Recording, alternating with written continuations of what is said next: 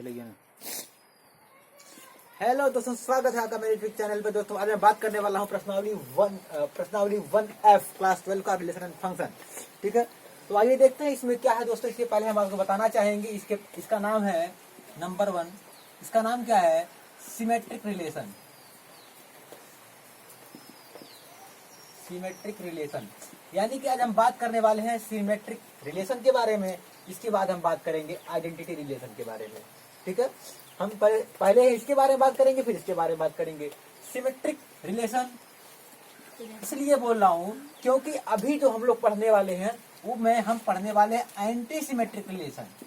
लेकिन अभी इसको थोड़ा हम रिवाइज कर देंगे ताकि आपको थोड़ा दोबारा मेमोराइज हो जाए। ठीक है, तो सिमेट्रिक रिलेशन क्या था? मान लीजिए कोई एक रिलेशन था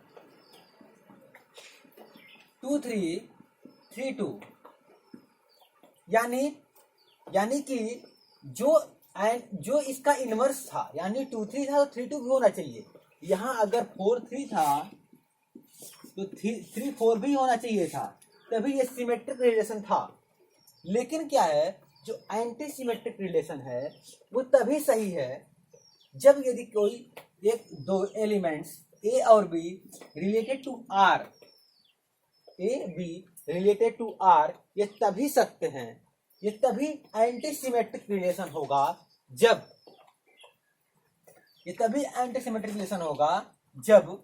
ए बराबर बी होगा और बी बराबर ए होगा।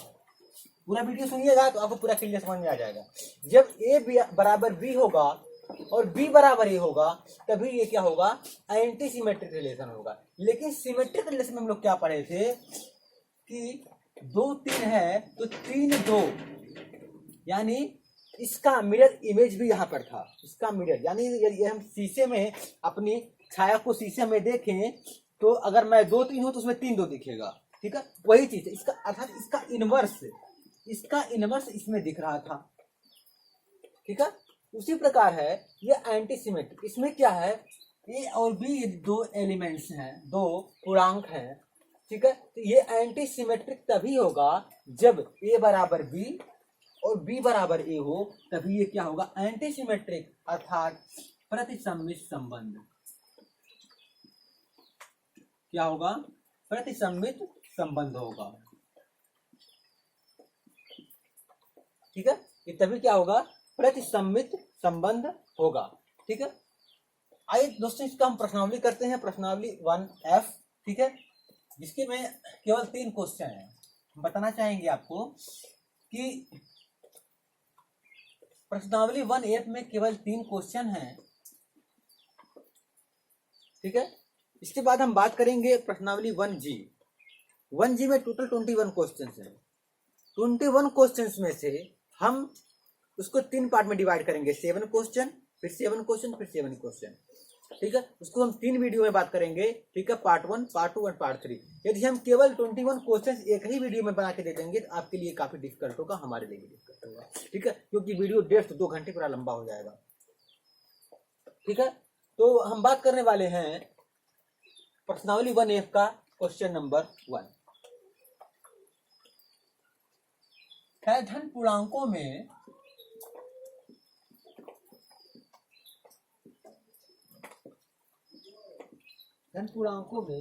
समानता का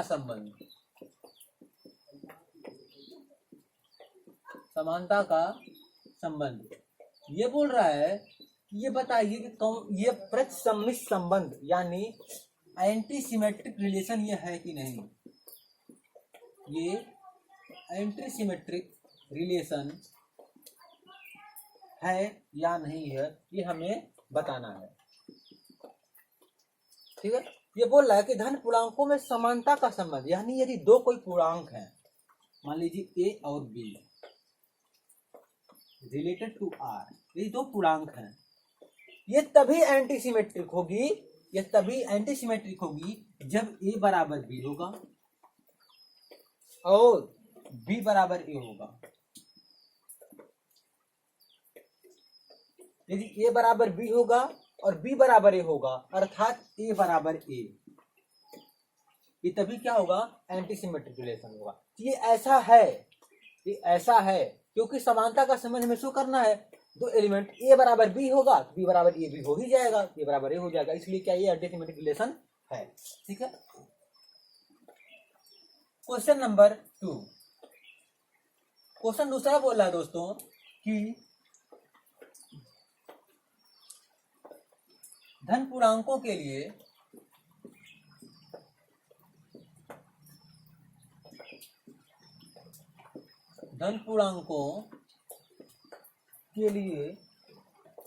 x less than y, x less than equal to y, ये है। ठीक है। बोला ये एंटी सिमेट्रिक रिलेशन है या नहीं है। ठीक है।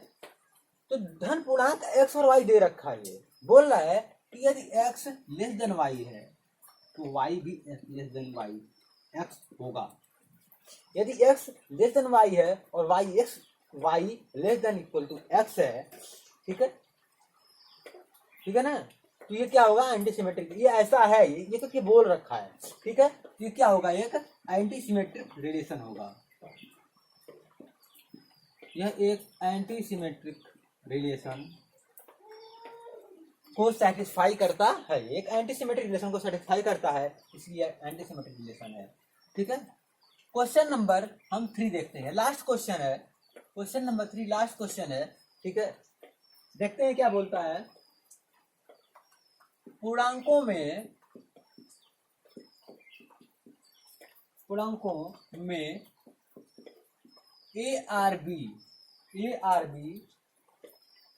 इस प्रकार परिभाषित है कि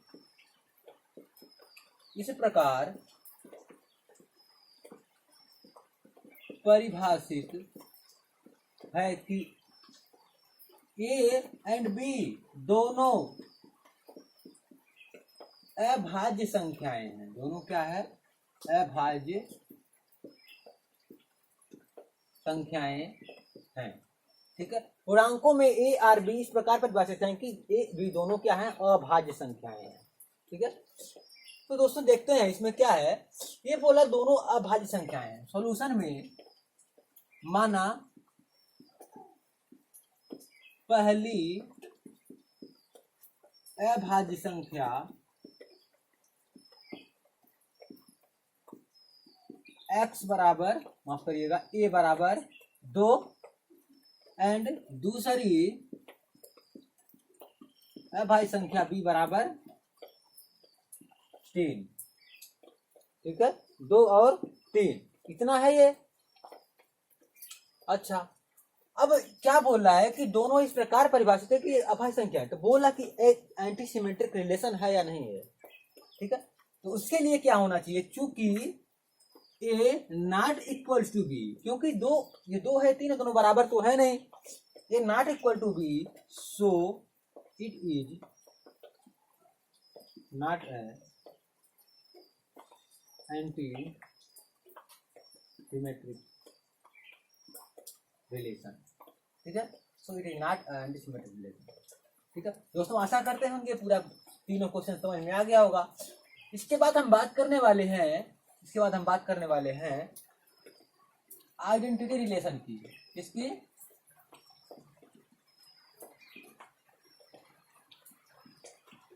इसके बाद हम आइडेंटिटी रिलेशन की बात करने वाले हैं।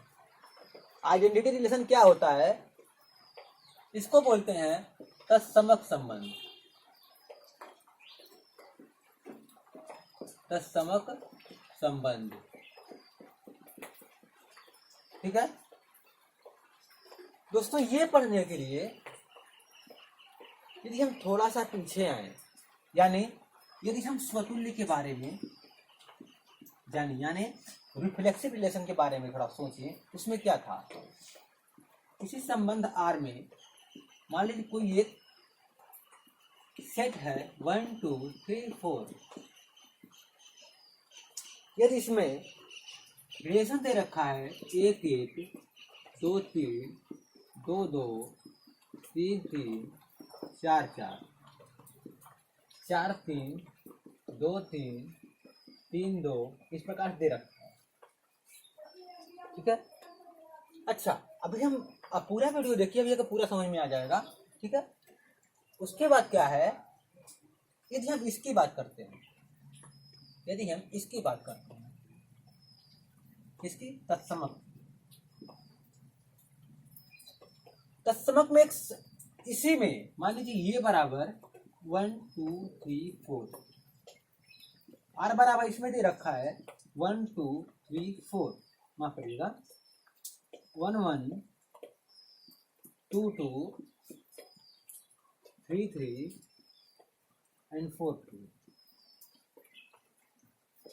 ठीक है, अगर हम बात करें कि क्या ये रिलेशन स्वतुल्य है, तो हाँ ये स्वतुल्य रिलेशन है। इसके लिए, इस सेट के लिए ये स्वतुल्य रिलेशन है, ये भी स्वतुल्य है। लेकिन क्या यदि ये स्वतुल्य है, ये भी स्वतुल्य है, तो क्या ये तत्समक है? हाँ ये तत्समक है। क्यों?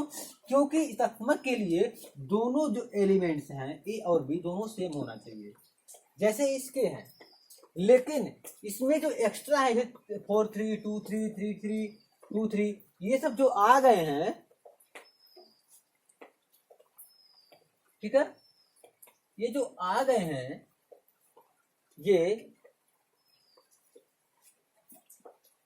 ये सब जो एक्स्ट्रा आ गए हैं, ये इसमें रह सकते हैं लेकिन इसमें नहीं रह सकते हैं। ठीक है, यानी हमें इससे कोई मतलब नहीं है। ये आ गया, ये आ गया 1 1 2 2 3 3 4 4 तो यहाँ पे है, इसमें भी वही है, इसमें भी वही है 1 1 2 2 3 3 4 4, इसमें भी वही 1 2 2 3 3 4 4, वही इसमें भी है। लेकिन इसमें जो एक्स्ट्रा आ गया है वो इसमें रह सकता है, इसमें नहीं रह सकता है। यानी ये स्वतुल्य है, ये स्वतुल्य और तत्समक दोनों है, लेकिन ये केवल तत्समक नहीं है, केवल स्वतुल्य है। ठीक है, तो मतलब क्या है कि इसमें ये केवल इतना ही रह सकता है और इसमें ये भी रह सकता है। ठीक है, तो दोस्तों आशा करते हैं वीडियो को समझ में आया होगा, पूरा क्वेश्चन समझ में आया। इसके बाद जो हम बात करने वाले हैं प्रश्नावली 1G की बात करेंगे।